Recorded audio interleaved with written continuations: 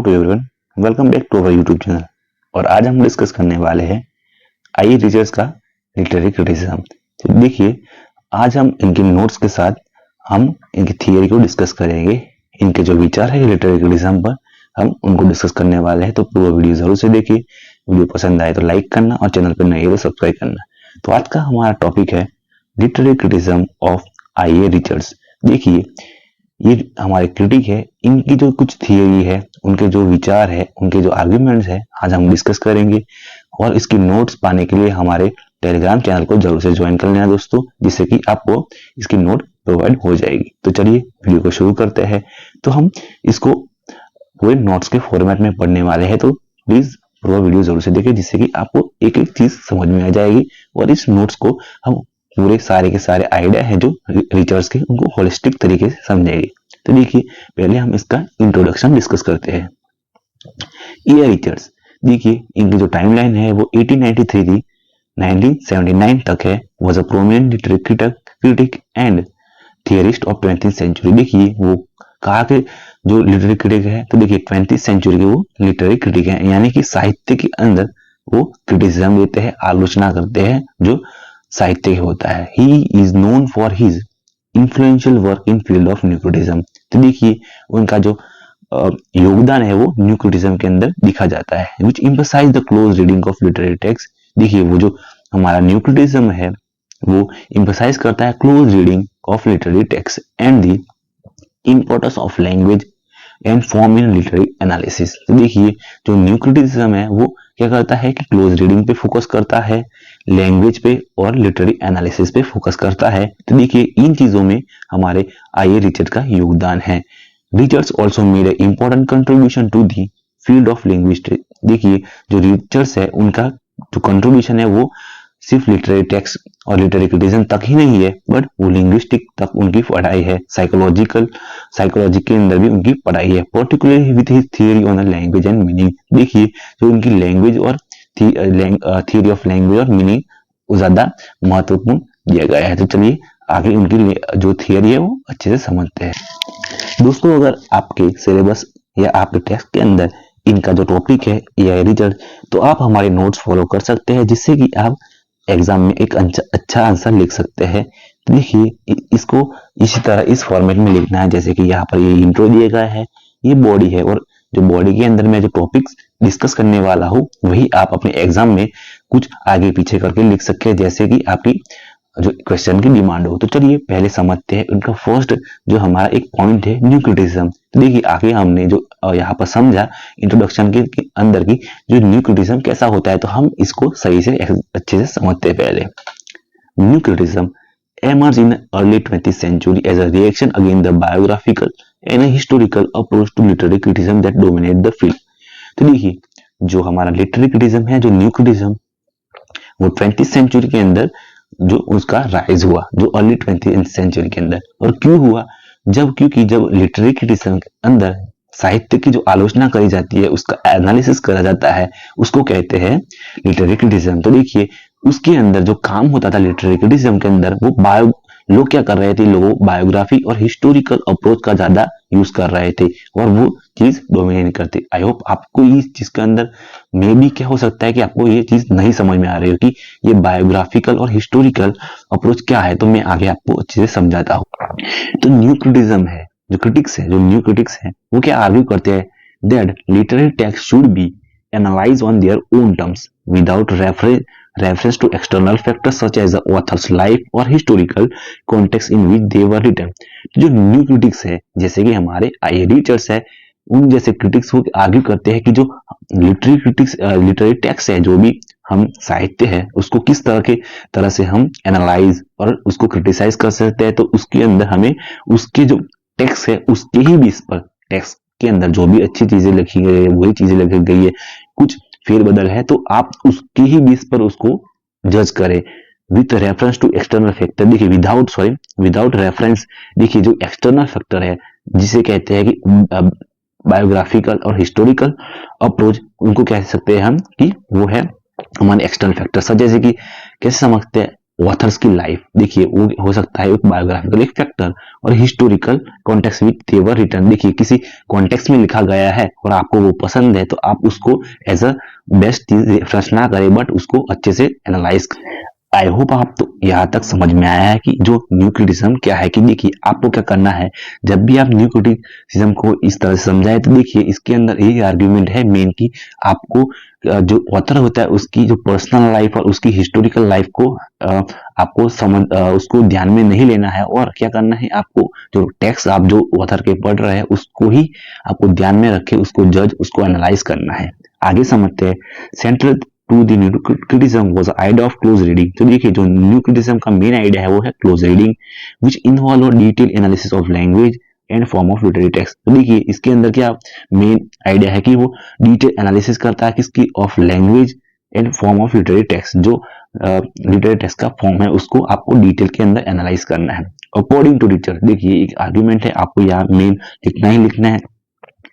Close reading was necessary in order to understand the complex interplay between the various element of text। तो देखिए जो close reading है वो किस लिए बहुत ज्यादा जरूरी है, जिसके लिए कि आपको अंडरस्टैंड करना है complexity between the various element of text. Various element होते हैं किसी भी टेक्स्ट के अंदर, जिसका कोई पोएम या कोई लिटरेरी टेक्स्ट लिखा जाता है, इसके अंदर होती है इमेजरी, मेटाफॉर्स और रिदम एंड सिंटेक्स। इन सारी चीजों को समझने के लिए आपको क्लोज रीडिंग की जरूरत होती है, यही कहना चाहते हैं हमारे रिचर्स। देखिए one of the key contribution to the new criticism was, Richards का जो main one of the contribution है वो is a concept of the verbal icon. देखिए वर्बल आइकॉन का उनका एक कंसेप्ट है, देखिए आप मैं इसको हाईलाइट करता हूं। तो देखिए वर्बल आइकॉन का जो कंसेप्ट है आपको इसको मेंशन करना है आपके आंसर के अंदर, which he defined as a unit language that convey the meaning through its sound and form as well as a systematic context। जिससे कि वो कहते हैं कि एक यूनिट ऑफ लैंग्वेज है दैट कन्वे द मीनिंग। जो एक यूनिट ऑफ लैंग्वेज होता है वो क्या करता है, मीनिंग को कन्वे करता है थ्रू ही साउंड। कोई जो वर्ड होता है उसके जो आइकॉन होता है उससे क्या मीनिंग होता है उसके साउंड से, form as well as its semantic context से। Richards argue that verbal icons were essential to the creation of literary meaning. तो देखिए जो वर्बल आइकॉन होते हैं वो किस लिए जरूरी होते हैं, तो क्रिएशन ऑफ लिटरेरी मीनिंग, जो साहित्य का मीनिंग होता है उसको बनाने के लिए, क्रिएशन करने के लिए, लिटरेरी मीनिंग के लिए हमें जो वर्बल आइकॉन का यूज होता है। And that their significance could be only be fully understood through the close reading. और उसकी जो सिग्निफिकेंस है किस तरह से हम उसको समझ सकते हैं, तो सिर्फ और सिर्फ क्लोज रीडिंग के माध्यम से हम समझ सकते हैं। आई होप यहाँ तक आपको समझ आ रहा है। जो नहीं समझ आया तो प्लीज इसको थोड़ा सा फिर से देखिए जिससे कि आपको समझ में आ जाएगा। तो चलिए आगे बढ़ते हैं दोस्तों। नेक्स्ट है Richards also emphasize the importance of ambiguity. देखिए एम्बिग्यूटी क्या है, जिसका मतलब है अस्पष्टता। काफी बार आप लोग कोई पोएम या फिर कोई टेक्स्ट पढ़ते हैं तो क्या होता है कि एम्बिग्यूटी, इसका मतलब अस्पष्ट।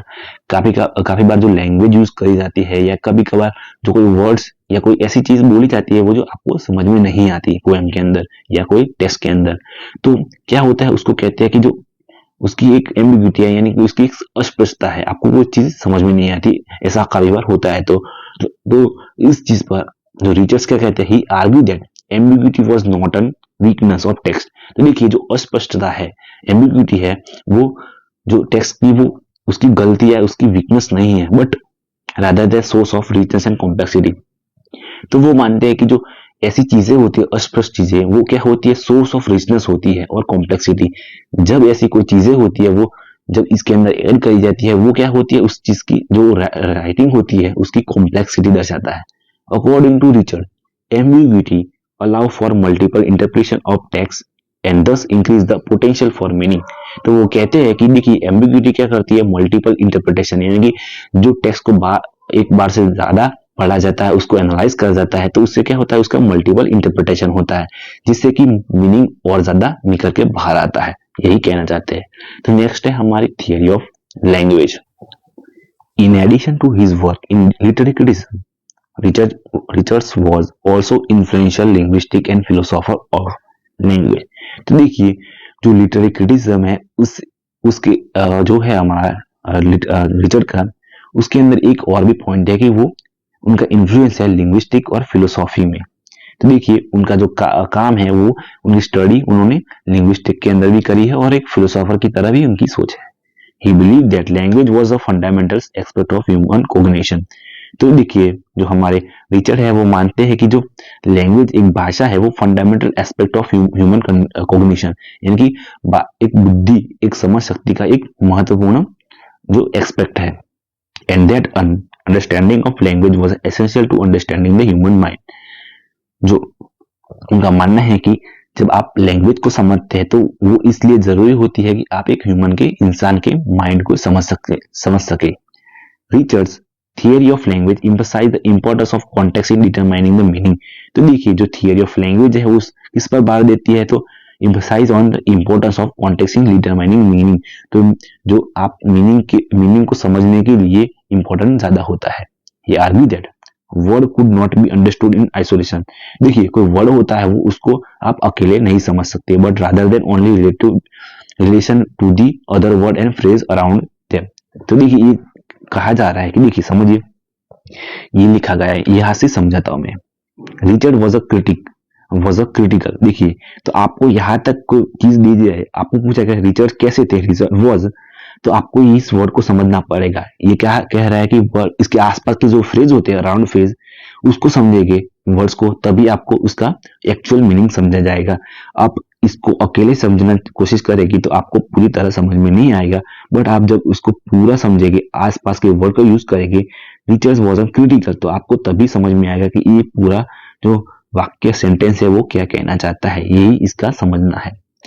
Richard also believe that language was not a fix system. तो देखिए रिचर्ड कहते हैं कि जो लैंग्वेज है वो नॉट फिक्स होती है, वो फिक्स नहीं होती, बट रादर देन डायनेमिक। वो मानते हैं कि वो डायनेमिक होती है, यानी कि वो बदलती रहती है। Evolving entity that changes over time. वो कहते हैं कि जो लैंग्वेज है वो समय के साथ बदलती रहती है। Richard was critical of the traditional approach to linguistic. तो जो हमारे रिचर्ड है वो ट्रेडिशनल अप्रोच है जो लिंग्विस्टिक का, लिंग्विस्टिक क्या होती है वो मैं आपको समझाता हूँ। Study of language. कोई आपसे पूछे कि ये लिंग्विस्टिक क्या होती है दोस्तों, तो लिंग्विस्टिक का मतलब होता है study of language, scientific study of language, I am sorry. तो साइंटिफिक स्टडी ऑफ लैंग्वेज को कहते हैं linguistic, which focus on a study of grammar. तो देखिए जो पहले के जो ट्रेडिशनल अप्रोच थे लिंग्विस्टिक के अंदर वो क्या होता था कि ग्रामर को स्टडी करना और सिंटैक्स को स्टडी करना होता था। तो हमारे रिचर्ड्स है वो क्या मानते हैं, he believe that this approach was too narrow. तो जो हमारे अप्रोच है ग्रामर और सिंटैक्स को समझना, जो हमारे जो ट्रेडिशनल पुराने अप्रोच थे वो क्या है, नैरो है, and that it fail to capture the full complexity of language. और इसी नैरोपन के कारण, नैरोनेस के कारण वो क्या होता है कि fail to capture the full complexity of language. Instead Richard advocate for the more holistic approach to language study. तो वो कहते हैं कि उनका जो वो बढ़ावा देते हैं advocate for moral holistic approach, वो ज्यादा होलिस्टिक अप्रोच को बढ़ावा देते हैं लैंग्वेज की स्टडी को। One that took into the account to social psychological and cultural factor that influence the language.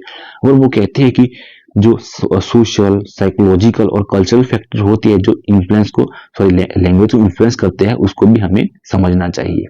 Next है हमारी theory of language. I hope यहाँ तक आपको चीजें समझ में आ रही है दोस्तों। मैंने आपको हमारे लाइन बाय लाइन इस नोट्स को समझाया जिससे कि आपको हर एक लाइन समझ में आ जाए, जिससे कि आप आपके आंसर के अंदर लिख सकते हैं। तो लास्ट है हमारी थियरी ऑफ लैंग्वेज। तीन चीजों को आप अपने आंसर के अंदर ऐड कर सकते हैं, और इसकी नोट्स के लिए हमारे टेलीग्राम चैनल को जरूर से ज्वाइन कर लेना। Teachers work in literaturism and linguistic also had implication on for the field of psychology. देखिए रिचर्ड का जो काम है लिटरेरी क्रिटिसिज्म और लिंग्विस्टिक के अंदर, वो इनकी साइकोलॉजी की स्टडी के अंदर भी इंपैक्ट करता है। He believe that study of literature and language could shed light on working of human mind.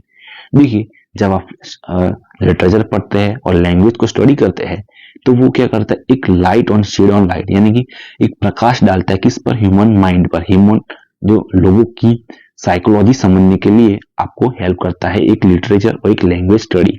कैसे, and that literary text could be seen as a form of psychological experimentation. तो देखिए उनका मानना है कि जो आप लिटरेरी टेक्स्ट यानी कि साहित्य की कोई किताब पढ़ते हैं तो वो किस तरीके से आप एक तरीका समझ सकते हैं कि वो एक साइकोलॉजिकल एक्सपेरिमेंटेशन है, एक आपको ह्यूमन के जो विचारों को समझने के लिए भी हेल्प करता है literary text. According to Richard, literary text provide a unique opportunity to explore the inner working of the human psyche. देखिए रिसर्च है हमारे मानते हैं कि जो लिटरेरी टेक्स्ट है वो क्या एक आपको एक अपॉर्चुनिटी देता है कि आप इंसान की जो ह्यूमन साइकी है उसको अंदर से समझ पाए, उनके डीपर इमोशन को समझ पाए। जब कोई राइटर लिखता है तो वो अपने इमोशन को दिखाता है, उनकी इनर साइकोलॉजी को दिखाता है। तो लोगों की ह्यूमन साइकी को समझने के लिए आपको लिटरेरी टेक्स्ट एक अपॉर्चुनिटी देता है। He believed that ambiguity and complexity of literary language allow for range of interpretation। तो देखिए वो मानते हैं कि जो अस्पष्टता होती है, ambiguity and complexity of literary language, वो करती है एक रेंज देती है इंटरप्रिटेशन का, एक बहुत ज्यादा प्रभाव देती है। And that this interpretation could reveal important insight into the way people think and feel. तो देखिए वो जो ज्यादा से ज्यादा इंटरप्रिटेशन होते हैं, ज्यादा से ज्यादा उसको एनालाइज करा जाता है किसी टेक्स्ट को, तो वो रिवील करता है importance insight in the way people think. देखिए लोगों की विचारधारा, जब आप किसी टेक्स्ट या पोएम को ज्यादा से ज्यादा पढ़ते हैं, किसी के विचार को ज्यादा से ज्यादा समझते हैं, पढ़ते हैं, तो क्या उसके उनकी साइकोलॉजी, उनकी जो समझने की शक्ति है, जो जिस वे से वो समझते हैं, वो आपको समझाने के लिए एक लिटरेरी टेक्स्ट आपको हेल्प करता है। Richards also believe that literary text had therapeutic value. देखिए जो रीचर है वो कहते हैं कि जो लिटरेरी टेक्स्ट है वो एक थेरेपी की तरह यूज किए एक तरह का हेल्प करते हैं। कैसे? He argued that reading and analyzing literary text could help individual gain deeper understanding of themselves। तो देखिए जब कोई एनालिसिस करी जाती है तो वो किस तरह से आपको हेल्प करती है कि इंडिविजुअल को, एक व्यक्ति को डीपर अंडरस्टैंडिंग के लिए, और उस किसकी डीपर अंडरस्टैंडिंग की, तो खुद की और उसके इमोशन की। जब आप लिखते हैं या रीड करते हैं तो आप खुद के इमोशन को भी समझते हैं और खुद की अपने आप को भी समझते हैं। इस तरह से आपको ये लिटरेरी टेक्स्ट हेल्प करते हैं। And that this understanding could lead to personal growth and self improvement. तो देखिए जब आप लिटरेरी टेक्स्ट को आप किसी के विचारों को समझते हैं, किसी अच्छे विचार को अपनी लाइफ में इंप्लीमेंट करते हैं लिटरेरी टेक्स्ट पढ़ने के बाद, तो आपकी सेल्फ इंप्रूवमेंट भी होती है और आपकी ग्रोथ भी, पर्सनल ग्रोथ होती है। आई होप यहाँ तक आपको वीडियो पसंद आया है या आपको कंक्लूजन दिया है। आप एग्जाम में इसको एज इट इज लिख भी सकते हैं, और इसकी पीडीएफ के लिए हमारे टेलीग्राम चैनल को ज्वाइन करें, जिससे कि आपको इसकी पीडीएफ मिल जाएगी। और प्लीज हमारे चैनल को सब्सक्राइब करना ना भूलना please. Thank you so much for that video.